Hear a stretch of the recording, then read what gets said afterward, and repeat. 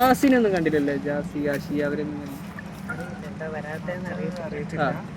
So അവരെനിക്ക് തോന്നുന്നു ഇതുവരെ ഞങ്ങൾ കണ്ടിട്ടില്ല ഇങ്ങനത്തെ ഇത്തരം പ്രോഗ്രാമുകളൊന്നും കണ്ടിട്ടുണ്ട്. പ്രൈഡിലോ ഇതുവരെ കണ്ടിട്ടില്ല. കമ്മ്യൂണിറ്റി പ്രോഗ്രാമുകളിൽ അങ്ങനെ എനിക്ക് തോന്നുന്നു കണ്ടിട്ടില്ല ഇതുവരെ. ഇപ്പൊ കൊച്ചിയിൽ ഇപ്പോൾ എനിക്ക് തോന്നുന്നു ഐഡന്റിറ്റി ഡിക്ലെയർ ചെയ്ത ശേഷം ഇതുവരെ കണ്ടിട്ടില്ല അല്ലേ? ഇതുവരെ കണ്ടിട്ടില്ല. ഭയങ്കരമായിട്ട് വരും എന്നുള്ളൂ. പിന്നെ പ്രൈഡ് ഇതുപോലുള്ള പരിപാടികളൊന്നും പങ്കെടുത്ത് കണ്ടിട്ടില്ല. കമ്മ്യൂണിറ്റിയുടെ ഭാഗമാണോ?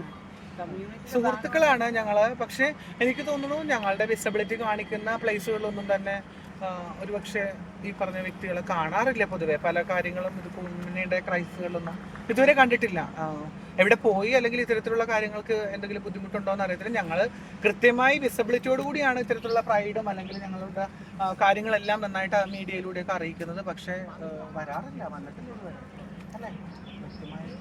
പക്ഷെ ആള് നല്ലതായിട്ട് സംസാരിക്കുമല്ലോ മീഡിയന്റെ ഫ്രണ്ടിൽ എന്നിട്ട് LGBT ചില കാര്യങ്ങൾ ജാസി സംസാരിക്കുന്ന കാര്യത്തിൽ ഒരുപാട് പ്രശ്നങ്ങൾ വരാറുണ്ട്. ജാസി പേഴ്സണലി എൻ്റെ സുഹൃത്താണ്, എനിക്കൊരു യോജിപ്പും കാര്യങ്ങളുണ്ട്. പക്ഷേ സ്റ്റേറ്റ്മെൻറ്റ്സ് ഒരു മീഡിയ ടീമുള്ള വ്യക്തി എന്ന നിലയിൽ ഒരു സോഷ്യൽ കമ്മിറ്റ്മെൻറ്റ് സംസാരിക്കുന്ന കാര്യങ്ങളിൽ ഉണ്ടായിരിക്കണം എന്നുള്ളതാണ്.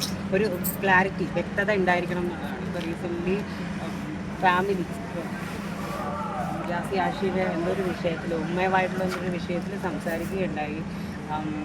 ഇങ്ങനെ ഒരു ട്രാൻസ് ആയിട്ടുള്ള ഒരാളെ ഉമ്മ അക്സെപ്റ്റ് ചെയ്യുമോ, നിങ്ങളുടെ ഫാമിലി ആണെങ്കിൽ അക്സെപ്റ്റ് ചെയ്യുമോ എന്നുള്ള രീതിയിൽ. അപ്പോൾ ജാസി തന്നെ അത് ചോദിക്കുന്നത് ഭയങ്കര ഒരു വിരോധാഭാസം ആയി. അത് കേരളത്തിൽ ഒന്നടങ്കമുള്ള എല്ലാ ട്രാൻസ് മനുഷ്യരും ഒരുപാട് ട്രാൻസ് ആയിട്ടുള്ള ആളുകൾ ഇവിടെ കേരളത്തിലും എബ്രോഡുമായിട്ട് ഫാമിലി ആയിട്ട് ജീവിക്കുന്നവരുണ്ട്.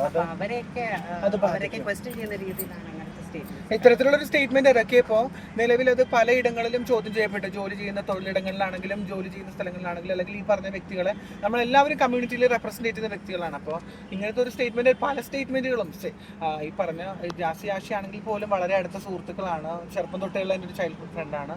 എങ്കിൽ പോലും കമ്മ്യൂണിറ്റിക്ക് എനിക്ക് തോന്നുന്നു കൃത്യമായിട്ടുള്ള അവയർനെസ് ഇല്ലാതെ പടച്ചുവിടുന്ന ഉത്തരങ്ങൾ അതൊട്ടും ഡൈജസ്റ്റബിൾ അല്ല. അത് പല മനുഷ്യരെയും എസ്പെഷ്യലി ട്രാൻസ് വുമൻസ് ആയിട്ടുള്ള വ്യക്തികളെ അത് ബാധിക്കുന്നുണ്ട്. അത് കുറച്ചുകൂടി ഒന്ന് കൺട്രോൾ ചെയ്താൽ നല്ലതായിരിക്കും എന്നാണ് ഞാൻ പറഞ്ഞത്. കൃത്യമായിട്ടുള്ള അവബോധം ഉണ്ടാക്കിയെടുക്കുക, കൊടുക്കുന്ന സ്റ്റേറ്റ്മെന്റുകൾക്കും മീഡിയാസിന്റെ മുമ്പിൽ ഇന്റർവ്യൂ കൊടുക്കുന്ന സമയത്തൊക്കെ കൃത്യമായിട്ടൊരു ഉത്തരം, അതിനുള്ളൊരു സത്യമായിട്ട് അറിവ് മനസ്സിലാക്കിയതിന് ശേഷം മാത്രം കൊടുക്കാൻ ശ്രമിക്കുക.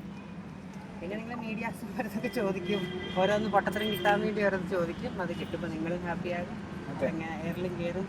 അത് ഭയങ്കരമായിട്ട് മൊത്തത്തിൽ ജനറലൈസ് ചെയ്യപ്പെടും സ്റ്റേറ്റ്മെന്റ്സ്. ഇപ്പോൾ ജാസി പറയുന്ന കാര്യങ്ങൾ ജാസിന്റെ വളരെ പേഴ്സണൽ കാര്യങ്ങളാണ്. അത് ജാസിന്റെ മാത്രം പറയുന്ന കാര്യങ്ങളാണ്. അത് ജീവിച്ചിരിക്കുന്നതോ മരിച്ചതുമായ ട്രാൻസ്ജെൻഡർ വ്യക്തികളുമായിട്ട് അത് ആ രീതിയിൽ പബ്ലിക് ഒന്ന് മനസ്സിലാക്കണം എന്നുള്ള ഒരു അവയർനെസ് മാത്രമേ ഉള്ളൂ. ജാസിനൊക്കെ നിരന്തരം ഞാൻ കറക്റ്റ് ചെയ്ത് പറയാറുണ്ട്, ഇങ്ങനൊന്നും സംസാരിക്കരുത് എന്നുള്ളത്. ഒരുപാട് തവണ പറഞ്ഞിട്ടും പിന്നെയും അത് ആവർത്തിക്കപ്പെടുമ്പോൾ അത് ഭയങ്കര ബുദ്ധിമുട്ടാണ് സത്യം. അപ്പോൾ അത്തരത്തിലുള്ളൊരു സ്റ്റേറ്റ്മെന്റുകൾ ഇനി ഉണ്ടാവാതിരിക്കട്ടെ കേട്ടോ. അപ്പോൾ എല്ലാവർക്കും ഹാപ്പി പ്രൈഡ്.